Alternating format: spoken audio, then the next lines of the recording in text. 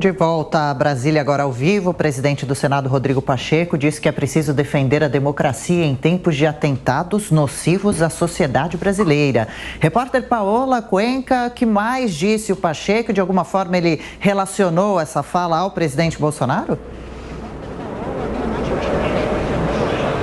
Não, em momento algum, o presidente do Senado, Rodrigo Pacheco, citou o presidente da República, Jair Bolsonaro, ou também qualquer um de seus apoiadores, ou o caso vivenciado atualmente no Supremo Tribunal Federal, com embates a respeito da situação com o deputado federal Daniel Silveira. Nenhuma menção ou referência foi feita.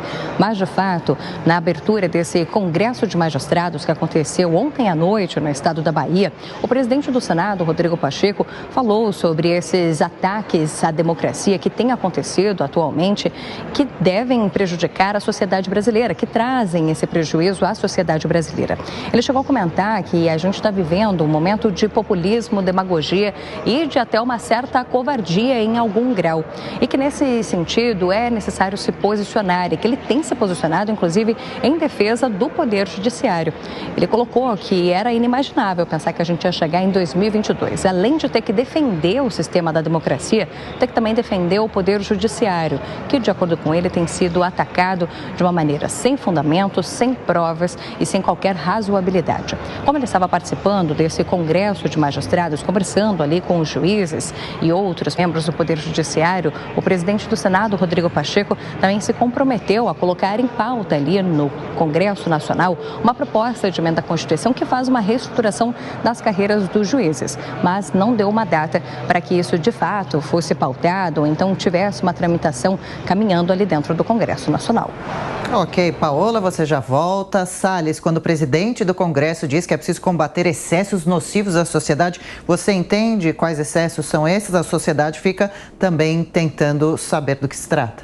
Pois é, ele citou também a questão da covardia e outras palavras aí. Eu diria o seguinte, há uma série de omissões por parte do Senado, presidido por Rodrigo Pacheco, que mostram justamente, talvez, o significado dessa fala dele.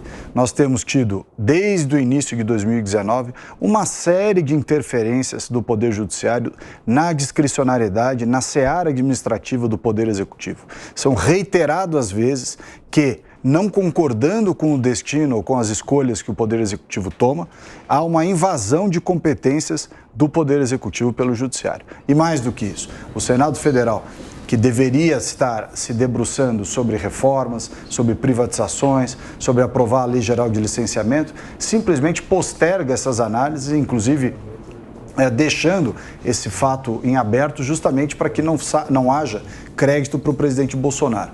Lembrando aqui que o próprio ministro André Mendonça ficou 4 meses pendurado na CCJ do Senado, aguardando a sabatina. Portanto, essa fala do Rodrigo Pacheco deveria servir para ele próprio refletir sobre a maneira pela qual ele está conduzindo a presidência do Senado. Eu diria que o presidente do Senado entrou no grupo, né? Houve ali um acerto, depois de reuniões sucessivas entre os integrantes do Congresso Nacional, presidente do TSE, Edson Fachin, presidente do Supremo, ministro Luiz Fux. Antes de ir para a reunião, o Rodrigo Pacheco se reuniu ali com os líderes principais, não foi uma reunião formal de líderes, para saber exatamente até onde ia, o que conversar com o presidente do Supremo Tribunal Federal. E nessa conversa ficou evidente de que eles resistiriam a todas as falas do presidente Jair Bolsonaro. Então, existe uma orquestração, um combinado de que, quando o presidente fala, Pacheco responde, Lira responde, Supremo responde. Está assim. O Congresso Nacional se abdica de um poder muito importante. A própria Constituição diz que é dever dos presidentes da Câmara e Senado defender as suas prerrogativas. Isso está na Constituição. E existe um silêncio horroroso do Congresso Nacional sobre uma postura de divisão dos poderes.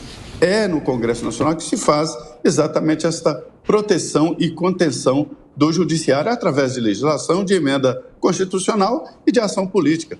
O que fizeram os presidentes da Câmara e Senado com a prisão, tornozeleira e perseguição ao deputado Daniel Silveira? Nada.